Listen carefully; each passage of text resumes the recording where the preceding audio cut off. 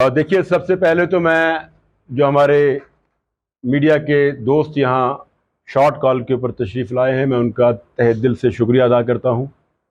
और आप सबको तकलीफ़ देने का मकसद एक ही था कि आप सब लोग जानते हैं कि जैसे पार्लिमानी इंतखाबात की कैंपेनिंग आज आखिरी मरहले में है। आज 5 बजे तक जो है वो कैंपेनिंग तकरीबन बंद कर दी जाएगी। तो मैं आपसे ये बात करना चाहता था क्योंकि हम जब कैंपेनिंग में पिछले काफ़ी अरसा से रहे, मीडिया के साथ इंटरेक्शन हमारी बड़ी लिमिटेड रही, हम उनसे बात कम कर पाए। लेकिन क्योंकि हमारे पास एक तो वक्त कम था, लोगों के पास पहुंचना था, लोगों के पास जाना था।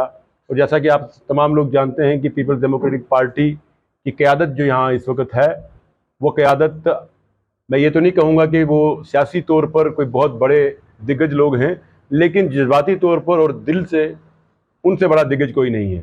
तो इसलिए जज्बाती तौर पर जो हम तमाम लोग ज़िला राजौरी की जो पीपल्स डेमोक्रेटिक पार्टी के लोग थे, उन लोगों ने तमाम जितने भी हमारी ज़िला राजौरी की असेंबली हलके थे, वहाँ पे उन्होंने बड़े ही जोश से, बड़े अच्छे तरीके से अपनी कैंपेनिंग सर अंजाम दी। और सबसे बड़ी बात यह है कि जो लोगों का प्यार, लोगों का विश्वास, लोगों का एक यकीन हम लोगों पीपल्स डेमोक्रेटिक पार्टी और महबूबा मुफ्ती साहिबा पर का सामने आया है, वो अपने आप में नुमायाँ और लाजवाब है। और हम समझते हैं कि वही एक वजह है कि जो आज हमारी लीडर मोहतरमा महबूबा मुफ्ती साहिबा को यकीन करवाती है कि आने वाली 25 तारीख को राजौरी पुंछ के लोग जोक दर जोक महबूबा मुफ्ती साहिबा को वोट करके भेजेंगे। लेकिन उसके साथ साथ मेरा एक चीज़ मैं आप लोगों की वसादत से राजौरी पुंछ की आवाम से ज़रूर शेयर करना चाहूँगा, क्योंकि जब भी आप कोई फ़ैसला लेने जाते हैं तो उस फैसले को आप तराजू में तोल के देखते हैं कि कौन सा फ़ैसला हमारे लिए सही है और कौन सा गलत है। आप तमाम लोगों को पता है कि राजौरी पुंछ की पॉलिटिकल सिचुएशन क्या है और किस दौर से हम गुजर रहे हैं।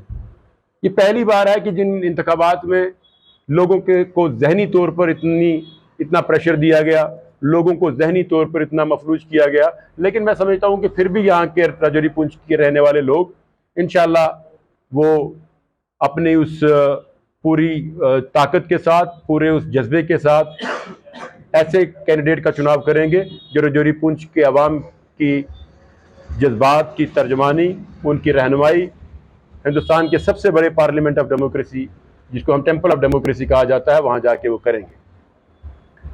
इसके साथ साथ मैं आपको ये बताऊं कि आप तमाम लोग जानते हैं कि किस तरह से यहाँ कैंडिडेट्स काम कर रहे हैं। जो सबसे बड़ी बात इस वक्त आपके सामने और लोगों के सामने रखने की है वो ये है कि भारतीय जनता पार्टी ने अपना कोई कैंडिडेट यहाँ से नहीं दिया। पहले ये कहते रहे कैंडिडेट आएगा, कैंडिडेट नहीं आया। लेकिन कैंपेनिंग के दौरान आज जो हमारे सामने सारे तस्वीर खुल के सामने आ रही है वो ये है कि भारतीय जनता पार्टी और नेशनल कॉन्फ्रेंस का गठजोड़ आपस में हो चुका है।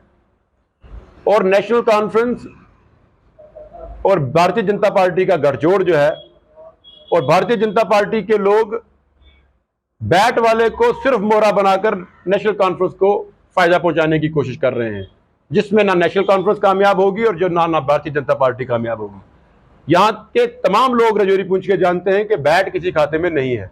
बैट की जमानत जब्त राजौरी पुंछ में भी होनी है, बैट की जमानत जब्त पीर पंचाल के दूसरे इलाके में भी होनी है।